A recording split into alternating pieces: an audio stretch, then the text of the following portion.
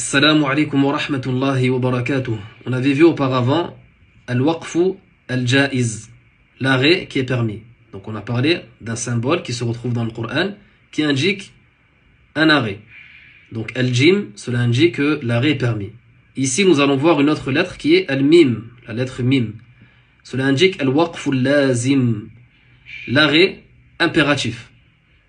Ici nous avons comme exemple fatawalla anhum yawma yad'u ad-da'i ila shay'in nukur.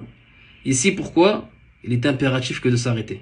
Quand on dit impératif, ce n'est pas halal haram, plutôt c'est très préférable. Ici, si on fait la liaison, on va comprendre un autre sens que si on fait l'arrêt. À l'arrêt, fatawalla anhum, détourne-toi d'eux. Yawma yad'u ad-da'i ila shay'in nukur. Le jour où celui qui appelle les appellera à une chose détestable. Donc ici, on comprend qu'il y a deux phrases, deux choses distinctes. Détourne-toi d'eux, et après on parle d'un autre moment. Alors que le fait de lier ici les deux phrases, on peut penser que c'est à ce moment-là qu'on doit se détourner d'eux.